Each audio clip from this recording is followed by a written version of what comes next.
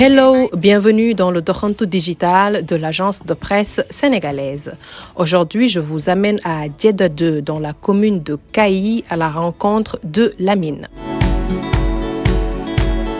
Sur la route de Djeddah, les toits des cases, l'environnement, les baobabs, tout est un rappel de la vie au village.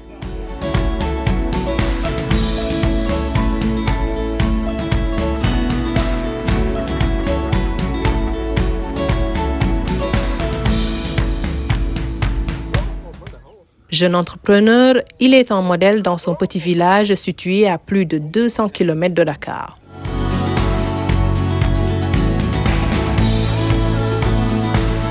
Lamine est né et a grandi dans ce patelin loin des sirènes de la modernité. Ancien pensionnaire de l'UCAD, il est titulaire d'un Master 2 en anglais.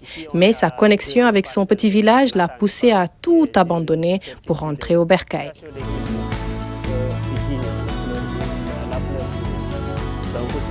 Je suis issu d'une famille cultivatrice.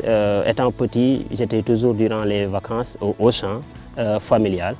Mais c'est en 2020 que je me suis dit qu'il faudra une innovation par rapport aux méthodes qu'on est en train de pratiquer ici au village, mais parallèlement même au niveau du Sénégal. Je m'étais dit que beaucoup de familles, beaucoup d'agriculteurs, ils ne cultivent que durant la saison des pluies. Après la saison des pluies, les terres ne sont plus cultivées, raison pour laquelle on a choisi de faire l'agroécologie. Et en 2020, c'est en 2020, parce qu'à cette période, j'étais à Dakar et il y avait Covid, parce que nous allons le dire que Covid a beaucoup anticipé notre entrée, notre focus sur l'agriculture. Et je m'étais dit, vu qu'il y avait déjà cet amour de l'environnement, cet amour aussi de la durabilité avec les défis du changement climatique, il fallait essayer de trouver une alternative. Et l'alternative, c'était de cultiver à tout moment. Donc c'est en 2020 qu'on a commencé ça, modestement sur 900 mètres carrés, juste derrière la maison.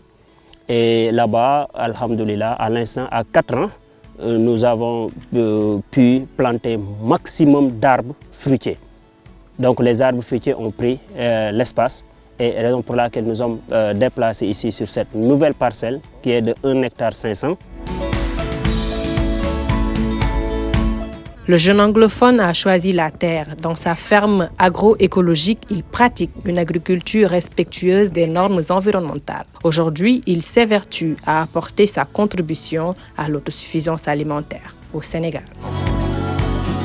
La raison qui m'a beaucoup plus motivé à ça, parce que je suis conscient de l'importance d'un environnement, d'un bon cadre de vie, mais aussi je suis conscient que l'Afrique, pour qu'il se développe, il faut qu'on privilégie l'agriculture. Mais on privilégie l'agriculture, mais pas n'importe quelle agriculture. Il faudra une agriculture durable. Et avec cette agriculture durable, aussi, on sous-entend aussi la préservation de l'environnement, surtout avec les bonnes pratiques. Parce que l'Afrique détient plus de terres arables dans le monde. Donc l'Afrique, c'est l'avenir. On peut attendre sauf l'agriculture. Il faudra à tout moment qu'on mange. Mais si on invite les gens à cultiver, à faire de l'agriculture, et pas avec les bonnes pratiques, à la limite, ces terres qui sont arables vont être dégradées.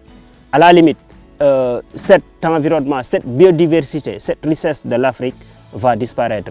Raison pour laquelle je m'étais dit que, vu que je suis déjà dans le domaine, et, on a les connaissances, on a les techniques, mieux vaut se focaliser sur ça pour sa préservation.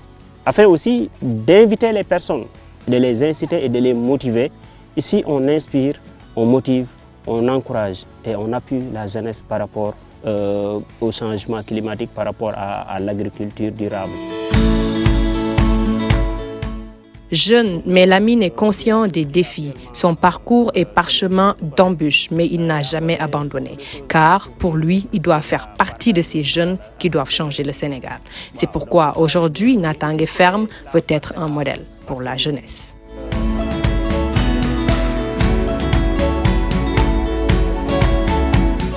Ce qu'on est en train de faire, on est en train de, je le dis à tout le monde, et peut-être j'aurai la chance de le dire même au président de la République, nous sommes en train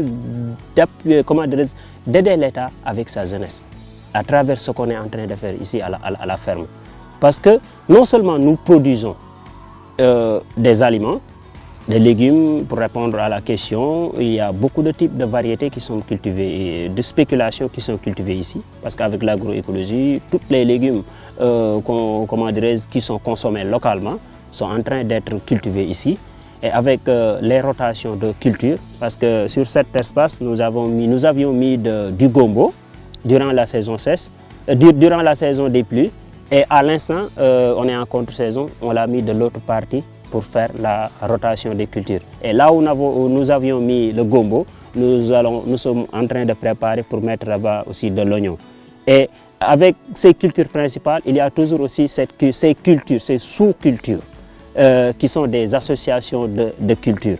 Donc avec ces associations, il y a beaucoup de diversité qu'on crée au niveau de notre exploitation, au niveau de notre ferme.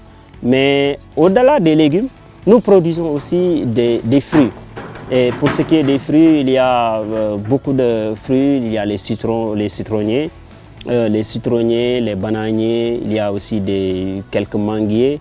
Et il y aura beaucoup de spéculations aussi qui vont être implantées ici. Parce que nous avons aussi cette mission d'évoluer dans la recherche.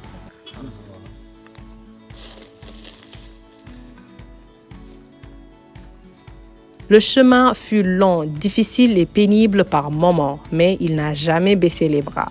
Aujourd'hui, dans son petit espace, il partage son expérience avec d'autres jeunes venus d'autres contrées. À l'instant dont je vous parle, presque toutes les régions du Sénégal ont fait Djida. Il y a ce qu'on appelle le phénomène de l'exode rural, mais nous sommes en train de faire l'exode urbain. Presque beaucoup de jeunes qui sont ici, qui viennent ici se faire former, qui viennent en stage, d'habitude ce sont des jeunes qui sont issus des milieux urbains.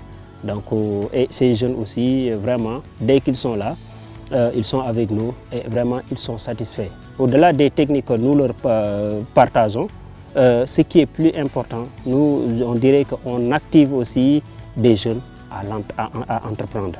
À travers notre modeste personne, à travers nos modestes activités, beaucoup de jeunes se sont lancés au niveau de l'agriculture et au niveau de l'entrepreneuriat.